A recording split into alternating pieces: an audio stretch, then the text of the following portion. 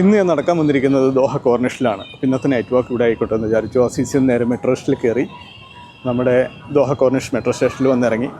അതിനുശേഷം കോർണിഷിലൂടെ ഇങ്ങനെ നടക്കുകയാണ്. കോർണിഷ് ഏകദേശം 6 കിലോമീറ്റർ ഉണ്ട് കേട്ടോ വാക്ക് വേ. അപ്പോൾ അതിലേ ഇങ്ങനെ നടക്കാൻ നമുക്ക്. നടക്കുന്നതിൻ്റെ ഇടയിൽ കുറേ കാഴ്ചകൾ കാണാം. ഞാൻ നിങ്ങളെ കുറേ അധികം കാഴ്ചകൾ കാണിച്ചു തരാം. ഇത് പുതിയ കോർണിഷ് ഡിസൈനാണ്. പുതുതായിട്ട് 2022 വേൾഡ് കപ്പിന് മുന്നേ ഡിസൈൻ ചെയ്തതാണ് ഈ കോർണിഷ്. ഈ സ്ട്രീറ്റ് ലൈറ്റുകളൊക്കെ മാറ്റി. സ്ട്രീറ്റ് ലൈറ്റുകളൊക്കെ ഇപ്പോൾ പനയോലയുടെ ഷേപ്പിലാണ്.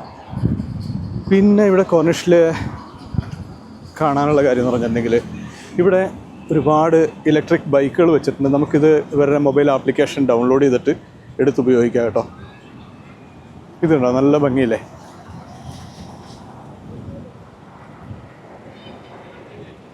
പിന്നെ ഇവിടെ ദോഹ കോർണിഷിലെ പത്തേമാരികളുണ്ട്. നന്നായിട്ട് ഡെക്കറേറ്റൊക്കെ ചെയ്ത് അലങ്കരിച്ച് വെച്ചിരിക്കുന്ന ദോഹയിലെ പത്തേമാരികൾ. ഇതിൽ കയറി വേണമെങ്കിൽ നമുക്ക് റൈഡ് പോകാം കേട്ടോ.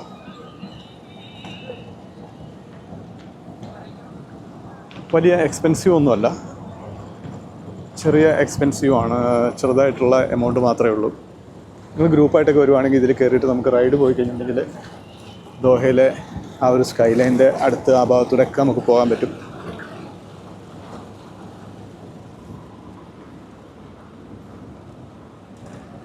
ഈ ബോട്ടുകളിലേക്ക് കയറുന്നത് ഇതുപോലെ ഈ വാക്വേയിലേക്ക് ഇറക്കി വെച്ചിരിക്കുന്ന ഈ ഒരു ലാഡറിലൂടെയാണ് ഈ ബോട്ടിലേക്ക് കയറുന്നത്. ഞാനിതിൽ നേരത്തെ ഈ ബോട്ടിൽ പോയിട്ടുണ്ട്. അപ്പോൾ വീണ്ടും ഇങ്ങനെ നടക്കാം. നടന്ന് ദോഹ കോർണിഷിൽ കുറേ കാഴ്ചകൾ കാണാം.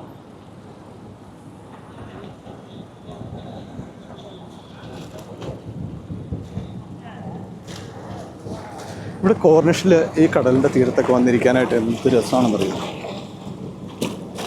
കുറേ നേരം ഇവിടെ വന്നിങ്ങനെ വെറുതെ ഇരിക്കാം. നല്ല അടിപൊളി വൈബുള്ള സ്ഥലമാണ്. അവിടെ കുറച്ച് നേരം ഇരുന്നപ്പോൾ എൻ്റെ ക്യാമറയിലേക്ക് വെള്ളം തെറിച്ചു. ദോഹയിൽ ഇതുപോലത്തെ ഒരുപാട് ബോട്ടുകളുണ്ട് കേട്ടോ. അങ്ങ് അകലൊക്കെ ഉണ്ടോ, അതാണ് ദോഹയുടെ സ്കൈ ലൈൻ.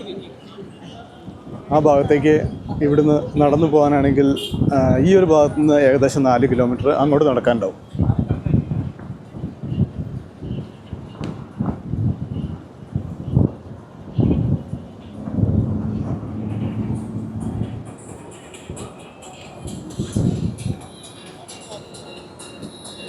ഈ ഒരു ശില്പം കണ്ടോ,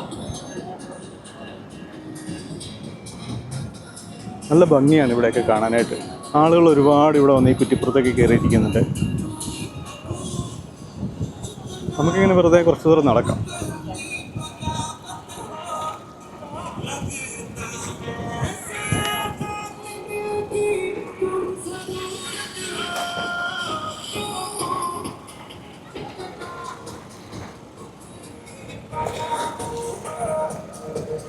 നല്ല പാട്ടൊക്കെ വെച്ച് അടിച്ചു പൊളിച്ചാണ് കേട്ടോ ബോട്ട് പോകുന്നത് ഇവിടുന്ന്.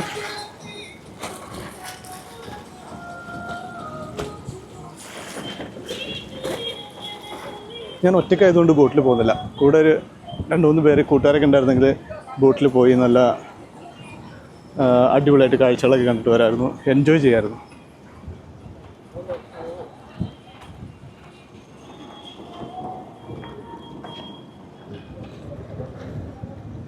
ദോഹയിലെ കടലിൽ തിരയില്ല കേട്ടോ. കാരണം എന്താണെന്ന് വെച്ചിട്ടുണ്ടെങ്കിൽ കോർണിഷ് ഇങ്ങനൊരു റൗണ്ട് ഷേപ്പിൽ കിടക്കുകയാണ്. കടലിൻ്റെ ഉള്ളിലേക്ക് കയറി കിടക്കണം. അതുകൊണ്ട് തന്നെ തിരയില്ല. ഗൾഫിലെ കടലുകളിൽ അല്ലെങ്കിൽ മിക്കവാറും തിരയൊന്നുമില്ല.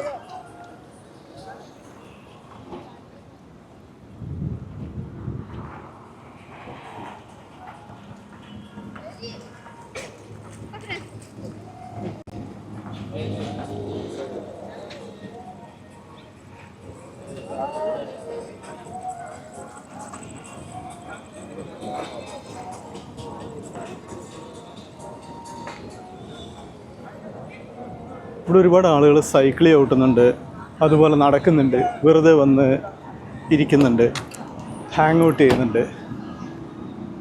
സമാധാനം ആയിട്ട് ജീവിക്കാം. സമാധാനമാണ് ലോകത്തിൻ്റെ ഏത് ഭാഗത്ത് പോയാലും നമുക്ക് ആവശ്യം, അല്ലേ?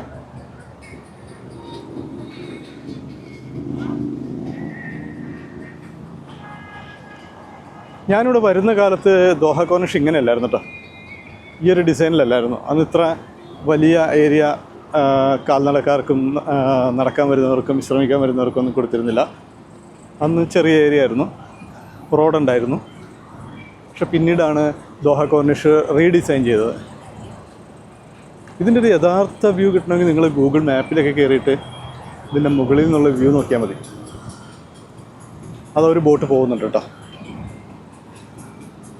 ആ ഭാഗത്താണ് ദോഹയിലെ പാർലമെൻ്റ് ഉള്ളത്. പിന്നെ അപ്പുറം അവിടെ ആ ഭാഗത്ത് ഫനാർ കാണാം. അതിൻ്റെ അടുത്താണ് സൂക്ക് വാക്കിഫ് ഉള്ളത്. പിന്നെ അങ്ങ് അകലെ കാണുന്നതാണ് ദോഹയിലെ മ്യൂസിയം ഓഫ് ഇസ്ലാമിക് ഹിസ്റ്ററിയാണ് അവിടെ ആ ഭാഗത്ത് കാണുന്നത്. ഇത്രയൊക്കെയാണ്. എന്തായാലും കുറേ ദൂരം ഇനി നടന്നിട്ട് നേരെ വീട്ടിലേക്ക് പോവാണ്. അപ്പോൾ ഓക്കെ, ഈ ഒരു കൊച്ചു വീഡിയോ നിങ്ങൾക്ക് ഇഷ്ടമായെന്ന് കരുതുന്നു. ഇഷ്ടപ്പെട്ടെങ്കിൽ ലൈക്ക് ചെയ്ത് സബ്സ്ക്രൈബ് ചെയ്ത് ഷെയർ ചെയ്യണേ. ഓക്കെ.